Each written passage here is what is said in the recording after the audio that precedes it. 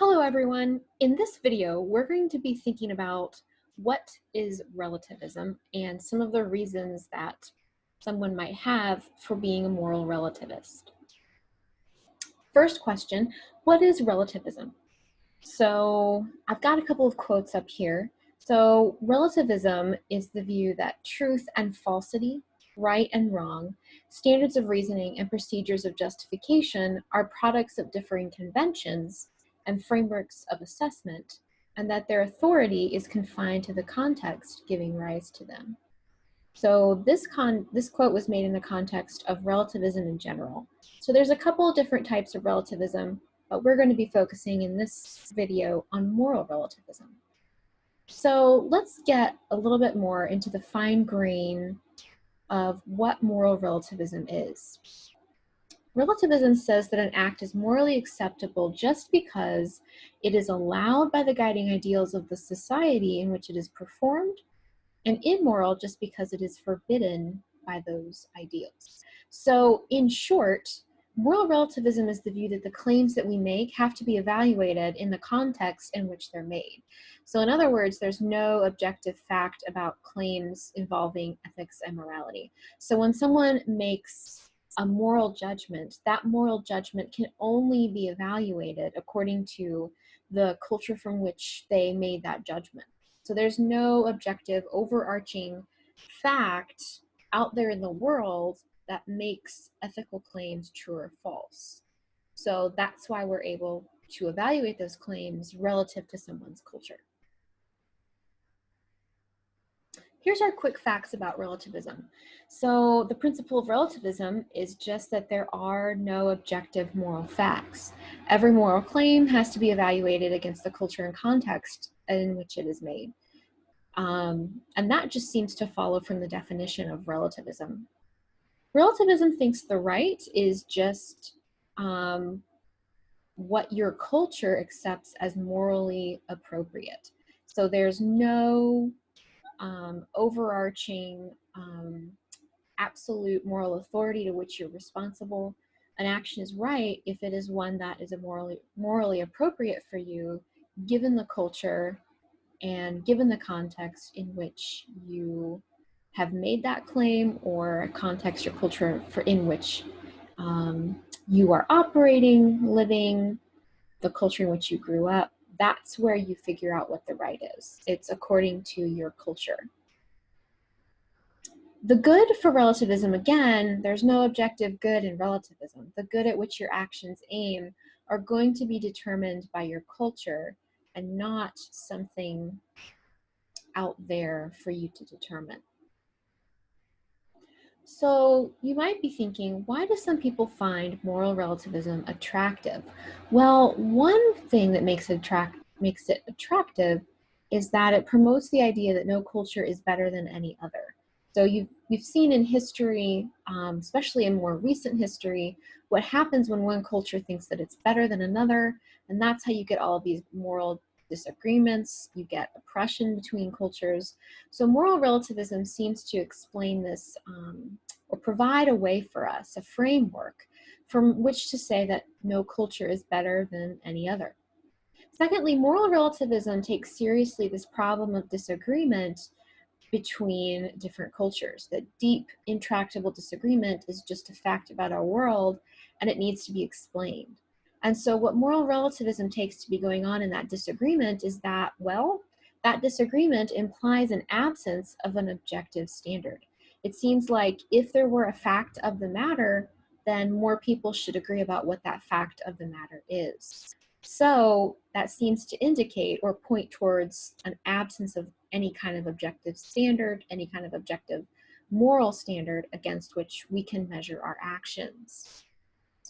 Another thing moral relativism has going for it is that it does away with a kind of metaphysical mystery when it comes to thinking about morality. So this one is a little bit difficult to kind of grasp, but I think once you see it, it'll make sense. So we've been looking at different ethical theories and the principles that it gives, what it tells us the right action is. And so when you think about what a right action is, you have to think about, okay, well, what makes an action right or wrong? So when we talked back in the logic section about sufficient, necessary, and sufficient conditions for what that one objective moral principle is going to be that tells us what's the right ethical standard, part of what makes something a necessary or sufficient condition for that ethical standard is hopefully something that we would find out in the world. So historically, ethicists have thought that there is something objective, something out there in the world that makes it the case that something is ethical. So metaphysics is just an attempt to discover the way the world really is behind the appearances.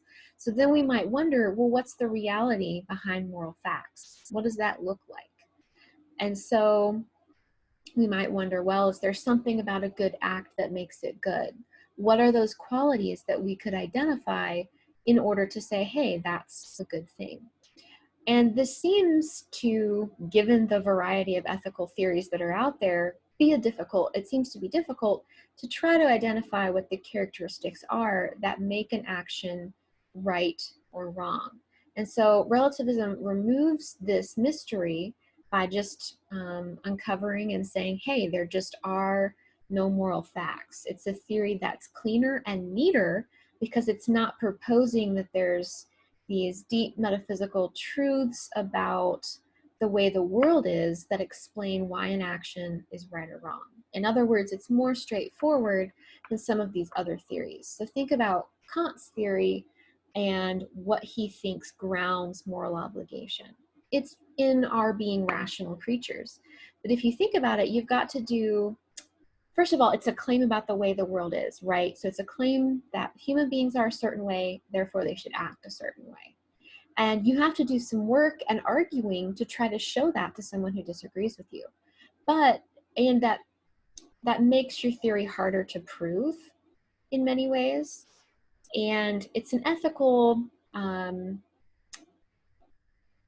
it's more than an ethical principle. It's a philosophical principle that we want to go with the theory that has the least stuff that we have to prove.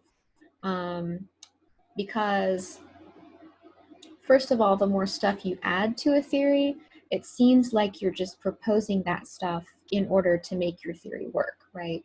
So it seems like the less that we kind of load up the cargo, as it were, the more straightforward our theory is, and it's going to be more straightforward to see whether those things we think that are necessary for our theory are true.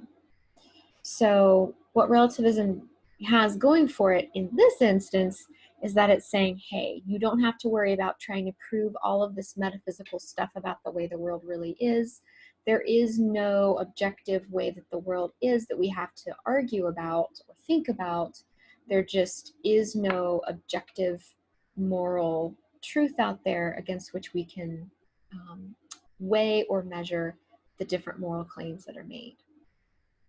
Furthermore, moral relativism sits well with this assumption that science can tell us everything important we need to know about the world. Moral claims are not something that we can put in a test tube and try to figure out. It's not something that is very easily discoverable by science.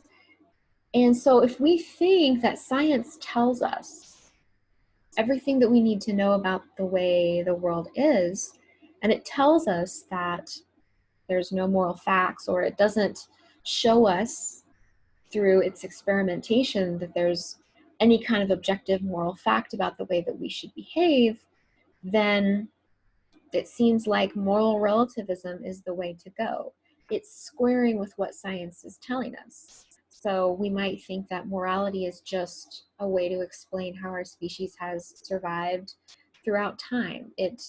Our altruism is a product of our seeing that, well, we all survive, or I survive when I look out for those around me as well as myself. So maybe it's something that just arises out of this biological need to survive. And that would square with what science tells us. It also squares with the fact that science just hasn't produced this ethical principle for all of us to follow. So relativism also accounts for differing and competing claims about moral truths, and it accounts for those differing truths by explaining how you get so many different claims. So relativism explains those competing moral claims because, well, if those moral claims are arising out of different cultures, well, sure, some of them are going to be competing, they're going to be different from each other, they're not going to be compatible with each other. But what explains that incompatibility is not that someone's right or someone's wrong, it's just that there's these different cultures from which these claims are arising.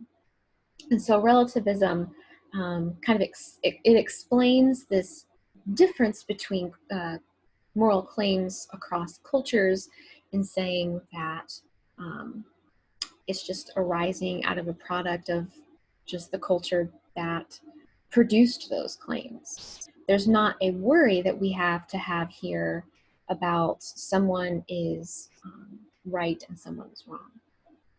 Relativism also seems to have going for it that it promotes tolerance.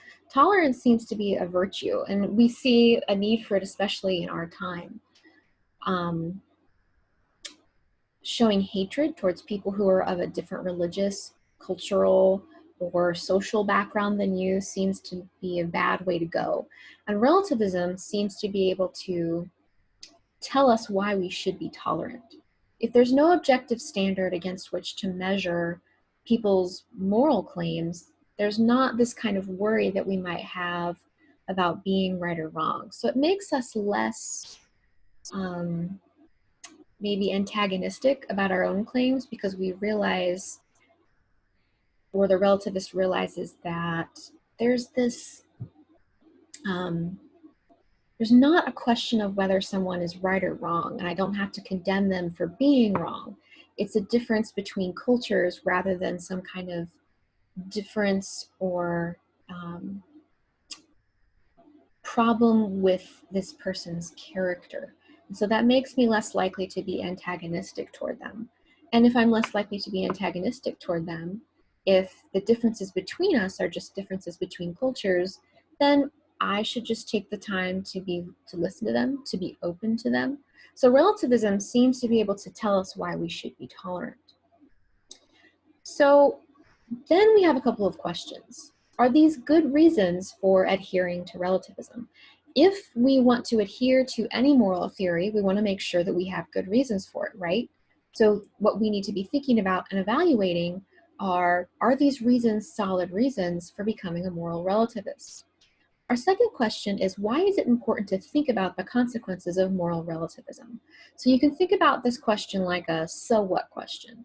So what's on the line if moral relativism is true? What are the consequences of this moral theory? We've seen some consequences of utilitarianism, of Kantianism. So now we want to think about relativism, since it's offering us this theory of the way the world is morally. What are its consequences? What should we be looking out for that might not be a good consequence of the theory, or maybe there are some good consequences that seem to fall out of the theory? So we want to ask ourselves, what's the so what question here? And that will be the subject of our next video.